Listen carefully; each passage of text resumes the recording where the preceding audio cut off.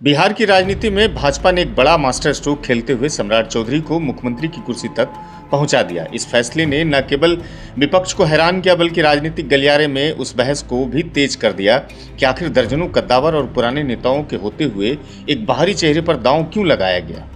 पेश है इस बड़े सियासी बदलाव के पीछे की इनसाइड स्टोरी। स्वीकार कीजिए, नमस्कार, मेरा नाम इकरामुल हक है और आप हमारे सिटीजन टाइम्स चैनल को देख रहे हैं। बिहार की सत्ता का रास्ता जातियों की पगडंडियों से होकर गुजरता है।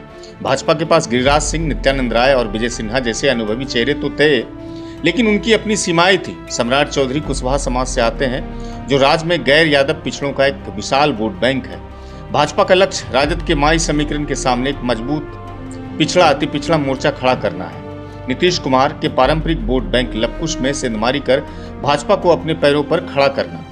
तेजस्वी यादव के बढ़ते सियासी कद और आक्रामक तेवरों का जवाब देने के लिए भाजपा को एक ऐसे फाइटर की तलाश थी जो सदन से लेकर सड़क तक विपक्ष की आंखों में आंखें डालकर बात कर सके। सम्राट चौधरी की पहचान एक ऐसे नेता की है जो न सिर्फ भाषणों में धार रखते हैं बल्कि जमीन पर कार्यकर्ताओं के साथ कंधे से कंधा मिलाकर संघर्ष करना भी जानते हैं। पार्टी के भीतर पुराने दिग्गजों में से किसी एक को चुनना आंतरिक खींचतान और असंतोष को जन्म दे सकता था।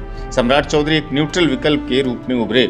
उनके आने से पार्टी के कैडर में नई ऊर्जा का संचार हुआ और पुराने गुटों के बीच संतुलन बनाना आसान हो गया।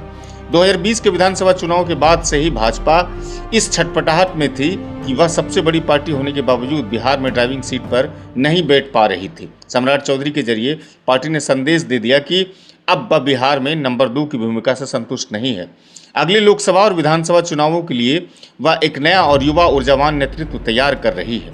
पार्टी अब किसी गठबंधन की बैसाखी के बजाय अपने दम पर सत्ता हासिल करने की कोशिश में है और यही मिशन है, एक नए युग का आगाज। सम्राट चौधरी मुख्यमंत्री बनना महज एक सत्ता परिवर्तन नहीं बल्कि बिहार भाजपा के नए युग की शुरुआत है।